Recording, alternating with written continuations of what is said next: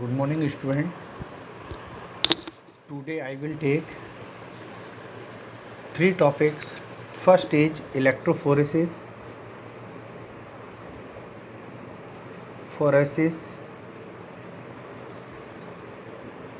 second is coagulation, और third is emulsion. Last lecture में हम टाइप्स ऑफ कॉलॉइड फिनिश कर चुके थे. इसके बाद नेक्स्ट टॉपिक आते हैं इलेक्ट्रोफोरेसिस, कोगुलेशन, इमल्सन. आज हम इन तीनों को फिनिश करेंगे. इसके बाद हमारा लास्ट टॉपिक बचेगा सेपरेशन मेथड. ठीक है, which is the last topic of this chapter. ठीक है, वो इस चैप्टर का लास्ट टॉपिक होगा. फर्स्ट लेते हैं इलेक्ट्रोफोरेसिस.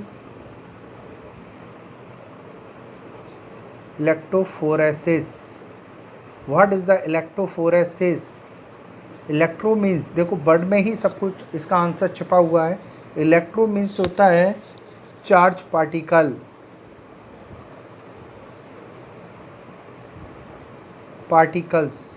ठीक है, इलेक्ट्रो मीन्स होता है करंट. इलेक्ट्रो मीन्स क्या होता है? करंट. ठीक है, और फोरेसिस मीन्स होता है माइग्रेशन या movement.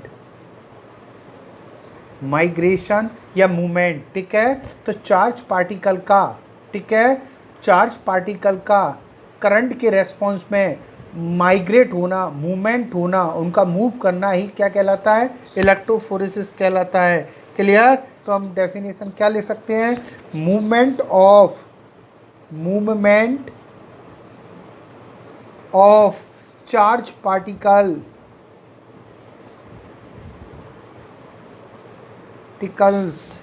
towards one of the electrode under the influence of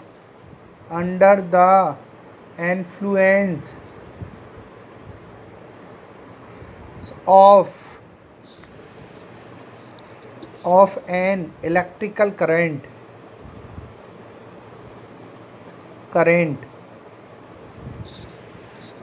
या under the influence of electrical field या इलेक्ट्रिकल करंट.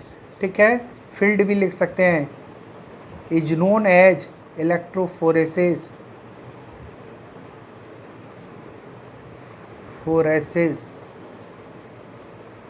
क्लियर? उसको हम क्या बोलते हैं? इलेक्ट्रोफोरेसिस. जैसे हम इसको ऐसे समझ सकते हैं.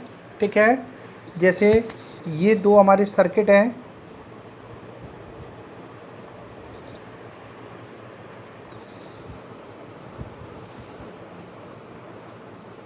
हम दो सर्किट लेते हैं, बिफोर इलेक्ट्रोफोरेसिस और आफ्टर इलेक्ट्रोफोरेसिस. ठीक है, हम इसमें दो इलेक्ट्रोड अप्लाई कर देते हैं और इन इलेक्ट्रोड का कनेक्शन कर देते हैं हम किससे? वोल्टेज से, इलेक्ट्रिकल करंट से, माइनस प्लस.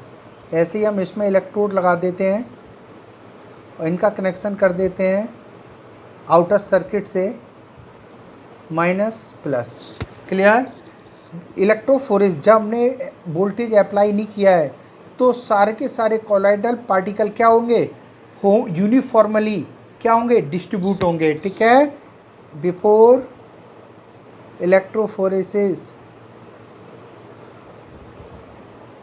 इलेक्ट्रोफोरेसिस से पहले, मतलब जब हमने वोल्टेज अप्लाई नहीं किया है, इलेक्ट्रिकल फील्ड अप्लाई नहीं किया है, ठीक है, तब कॉलॉइडल पार्टिकल इस पूरे के पूरे ठीक है, सर्किट के अंदर या इंस्ट्रूमेंट के अंदर यूनिफॉर्मली कैसे होंगे? डिस्ट्रीब्यूटेड होंगे. जैसे ही हम यहाँ वोल्टेज अप्लाई करेंगे, ठीक है, वोल्टेज अप्लाई करेंगे तो जो पॉजिटिवली चार्ज पार्टिकल होते हैं वो नेगेटिव इलेक्ट्रोड की तरफ मूव करेंगे. ठीक है, इसमें पॉजिटिव चार्ज भी होंगे और नेगेटिव चार्ज वाले पार्टिकल भी होंगे. क्लियर? तो पॉजिटिव चार्ज वाले तो कहाँ करेंगे? मूव करेंगे नेगेटिव इलेक्ट्रोड की तरफ, और नेगेटिव चार्ज वाले पार्टिकल कहाँ इकट्ठे हो जाएंगे? पॉजिटिव इलेक्ट्रोड की तरफ. ठीक है, तो यहाँ पर क्या हो रहा है? चार्ज का सेपरेशन हो रहा है. किसका? चार्ज पार्टिकल का सेपरेशन हो रहा है. किसके इफेक्ट में? Influence of electrical field. Electrical field के इन्फ्लुएंस के कारण, इलेक्ट्रिकल फील्ड के कारण चार्ज पार्टिकल का जो मूवमेंट होता है towards opposite electrode is known as electrophoresis. इसी को ही हम क्या बोलते हैं, इलेक्ट्रोफोरेसिस बोलते हैं। After electrophoresis, clear. Charge particle जो होते हैं, चार्ज पार्टिकल पर क्या होता है, कॉलोइडल पार्टिकल जो होते हैं carry charge, colloidal particle carry charge. So this technique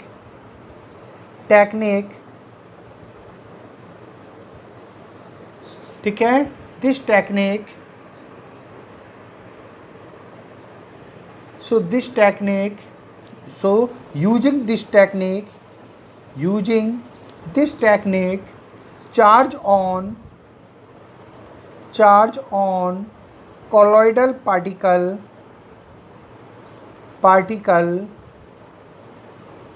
can be determined।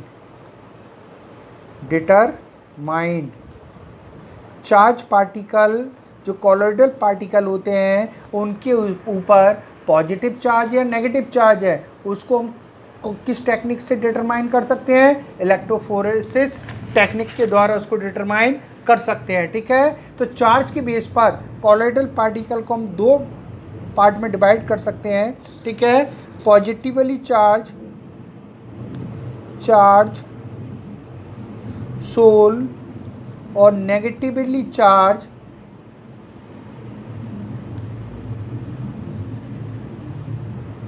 Soul, दो पार्ट में डिवाइड कर सकते हैं, पॉजिटिवली चार्ज और नेगेटिवली चार्ज। क्लियर।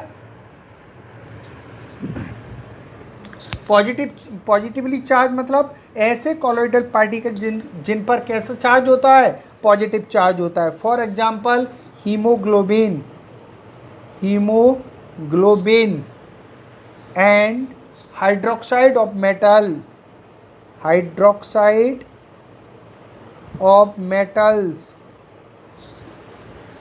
और कौन से मेटल होंगे, आयरन हो सकता है, एल्यूमिनियम हो सकता है, क्रोमियम हो सकता है, कैल्शियम हो सकता है, एटसेट्रा। और नेगेटिवली चार्ज सोल का एग्जांपल है आपका जैसे gums, colloidal solution of gums, starch, soap. ठीक है, मेटल, कुछ metal like silver, copper, gold, platinum etcetera. ठीक है, कुछ स्टार्च हो गया, सोप हो गया, metal sulphide SULPHIDE sulphide etcetera. अगर हम सिल्वर का सल्फाइड ले लें, कॉपर का सल्फाइड ले लें, गोल्ड का सल्फाइड ले लें, प्लैटिनम का सल्फाइड ले लें, तो इन पर चार्ज कौन सा होगा, नेगेटिव चार्ज होगा। क्लियर। नेक्स्ट टॉपिक हमारा आता है coagulation. What is the coagulation?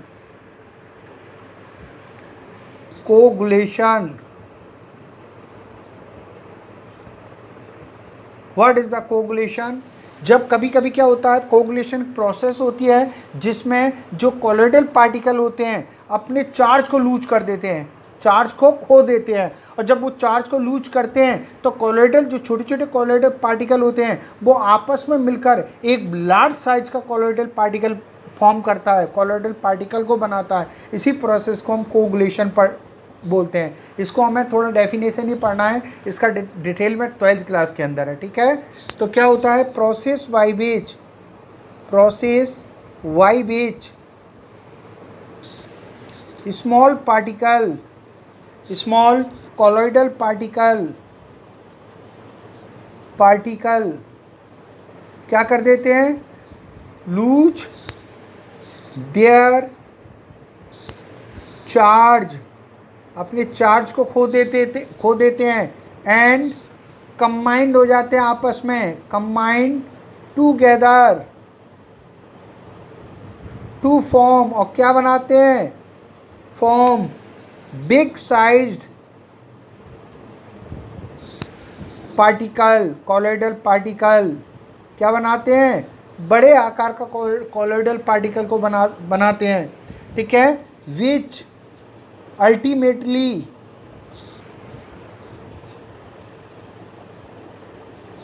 Settle down, जो कि बेसल्स में बेसल्स के बॉटम में क्या हो जाता है, सेटल डाउन हो जाता है। इसी प्रोसेस को कोगुलेशन बोलते हैं, इसी प्रोसेस को क्या बोलते हैं, कोगुलेशन। क्लियर। फिर नेक्स्ट आता है हमारा इमल्सन, EMULSION, इमल्सन, ठीक है। इमल्सन में क्या होता है, जो डिस्पर्सन फेज और डिस्पर्सन मीडिया, डिस्पर्स फेज और डिस्पर्सन मीडिया दोनों ही लिक्विड फेज में हो तो वो मिलकर क्या बनाते हैं, इमल्सन बनाते हैं। क्या बनाते हैं, इमल्सन्स बनाते हैं, ठीक है, जिसमें डिस्पर्स मीडियम, डिस्पर्स फेज और डिस्पर्सन मीडिया या डिस्पर्सन मीडियम दोनों ही कैसे हो, ठीक है, दोनों ही किस फेज में हो, इन लिक्विड फेज, दोनों ही लिक्विड फेज में हो तो उसको हम क्या बोलते हैं, इमल्सन बोलते हैं। इमल्सन क्या होता है, ऐसा कॉलोइडल सॉल्यूशन जिसके अंदर डिस्पर्स फेज और डिस्पर्सन मीडियम दोनों ही लिक्विड फेज में होते हैं, दोनों ही लिक्विड स्टेज में होते हैं। ऐसे सॉल्यूशन को क्या बोलते हैं, हम इमल्सन बोलते हैं। Clear, clear. तो इमल्सन का फॉर्मूला क्या हो सकता है, इमल्सन इक्वल टू, ठीक है, disperse phase plus dispersion medium. ये किस फॉर्म में होने चाहिए, दोनों लिक्विड फेज में होने चाहिए, ये भी लिक्विड होना चाहिए, ये भी लिक्विड होना चाहिए, तभी क्या बनेगा, इमल्सन बनेगा। इमल्सन दो टाइप का हो सकता है, ठीक है, ऑयल इन वाटर इमल्सन और second is water in oil emulsion, ठीक है। इसका एग्जांपल है, इसमें जो ऑयल होता है, ऑयल इन वाटर में ऑयल कैसा होता है, डिस्पर्स फेज और वाटर कैसा होता है, डिस्पर्सन मीडियम।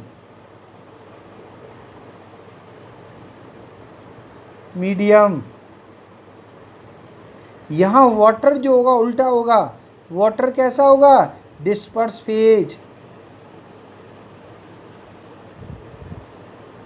जबकि यहाँ ऑयल जो होगा कैसा होगा, डिस्पर्सन मीडिया।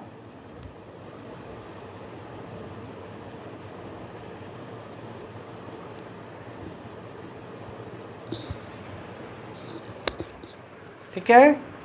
लास्ट हमारा इस चैप्टर का सेकंड चैप्टर का लास्ट जो टॉपिक होगा वो होगा हमारा separation method. It is the last topic of this chapter.